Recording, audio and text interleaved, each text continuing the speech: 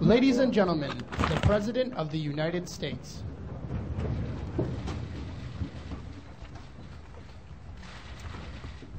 Good afternoon, everybody. Please have a seat. Before I begin, I want to just acknowledge two people who are working extraordinarily hard on behalf of small businesses. First of all, the administrator of our Small Business Administration, Karen Mills, is here.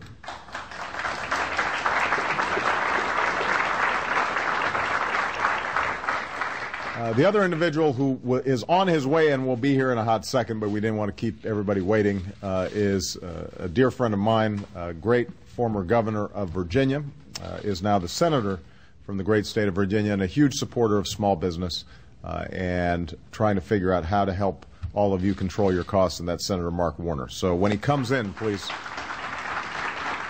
give him a smile.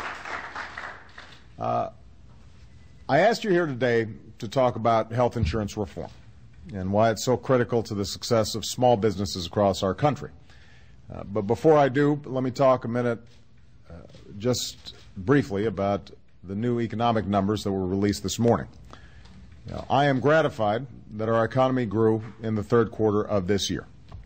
We've come a long way since the first 3 months of 2009, when our economy shrunk by an alarming 6.4%.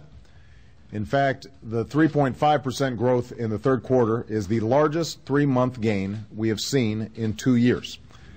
This is obviously welcome news and an affirmation that this recession is abating and the steps we've taken have made a difference. But I also know that we've got a long way to go to fully restore our economy and recover from what's been the longest and deepest downturn since the Great Depression. And while this report today represents real progress, the benchmark I use to measure the strength of our economy is not just whether our GDP is growing, but whether we're creating jobs, whether families are having an easier time paying their bills, whether our businesses are hiring and doing well. And that's what I'm here to talk with you about today. I know many of you have come from different corners of our country to be here, and looking out at all of you, I'm reminded of the extraordinary diversity of America's small businesses. You're owners of coffee shops and diners and hotels, your florists, exterminators, builders. Each of your shops and firms reflects different passions and different ideas and different skills. But what you share is a willingness to pursue those passions, take a chance on those ideas, and make the most of those skills. What you share is an entrepreneurial spirit, a tireless work ethic, and a simple hope for something better that lies at the heart of the American ideal. Businesses like yours are the engines of job growth in America.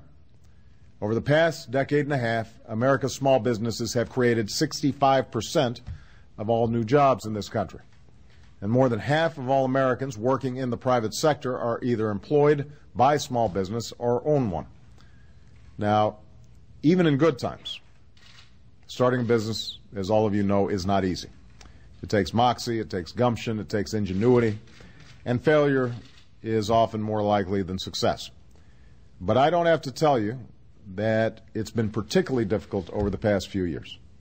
From the middle of 2007 through the end of 2008, small businesses lost 2.4 million jobs. Thousands have shut their doors altogether. And because of the credit crunch, banks have shrunk back from lending, making it harder to get loans to branch out or finance your inventories, or maybe even to make payroll. Maybe you've had to forego raises. Maybe you've had to do the unthinkable and lay off friends or family. So we know how tough times have been for small businesses. That's why I made sure the Recovery Act included a number of measures to help small businesses weather this economic storm.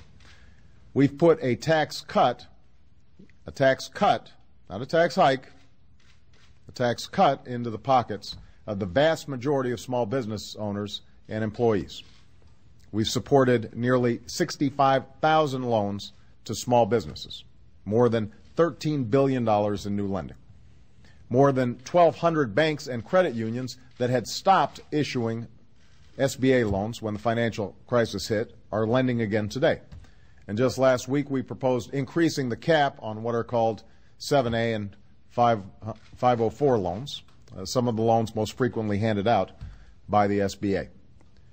But given the enormous problems small businesses and all Americans are facing today, we're aware that these steps are by no means enough.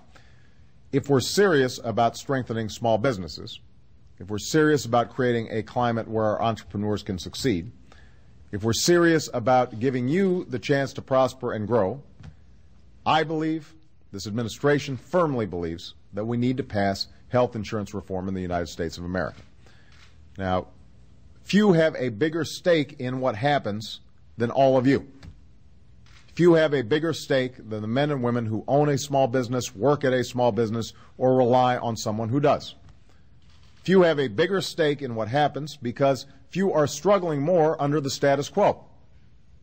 You all know the story. We all know that family premiums have skyrocketed more than 130% over the past decade. They have more than doubled. But small businesses have been hit harder than most. A story in the paper just the other day said that many small businesses may see their premiums rise about 15% over the coming year, twice the rate they rose last year. And in part because small businesses pay higher administrative costs than larger ones, your employees pay up to 18% more in premiums for the very same health insurance. In one national survey, nearly 3/4 of small businesses that don't offer benefits cited high premiums as the reason. And that's not surprising. The bottom line is that too many Americans, like you, can't afford to build the kinds of businesses you'd been hoping to build. Too many budding entrepreneurs can't afford to take a gamble on a smart idea because they can't give up the health insurance they get in their current job. Too many of you not only can't afford to provide health insurance to your employees, too many of you are having a tough time just affording health insurance for yourselves. That's bad for our economy, it's bad for our country, and that's what will change when health insurance reform becomes law. Now, just this morning, the House of Representatives released its version of health reform legislation. And I want to commend Nancy Pelosi and the Democratic caucus for their leadership in achieving this critical milestone. They forged a strong consensus that represents a historic step forward. This bill includes reforms that will finally help make quality insurance affordable. Importantly, this bill is also fully paid for and will reduce the deficit in the long term. Now, there's no doubt that this legislation and the legislation that's being drafted in the Senate would benefit millions of small businesses. It's being written with the interests of Americans like you and your employees in mind. And yet, there are those who have a vested interest in the status quo who are claiming otherwise. And they're using misleading figures and disingenuous arguments. So I want to try to explain as clearly as I can exactly what health reform would mean for small business owners like you and the workers you employ. The first thing I want to make clear is that if you are happy with the insurance plan that you have right now, if the cost you're paying and the benefits you're getting are what you want them to be, then you can keep offering that same plan. Nobody will make you change it. What we will do is make the coverage that you're currently providing more affordable by offering a tax credit to small businesses that are trying to do the right thing and provide coverage for their employees.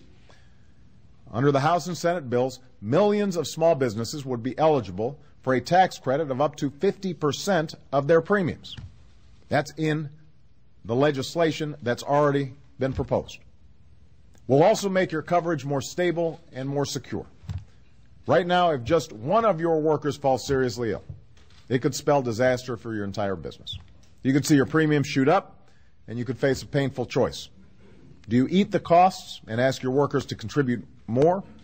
Do you seek another insurance plan without any guarantee that you'll be able to find one that's affordable? Or do you just scale back benefits or drop coverage altogether? Now, I don't think that you should have to make that choice in the United States of America. Under health insurance reform, we put an end to the days when an insurance company could use one worker's illness to justify jacking up premiums for everybody. We'll crack down on excessive overhead charges by setting strong standards on how much of your premium can go towards administrative costs and requiring insurers to give you a refund if they violate those standards. It'll be against the law for insurance companies to deny you coverage because of a pre-existing condition. and it will be against the law for insurance companies to drop your coverage when you get sick or water it down when you need it the most.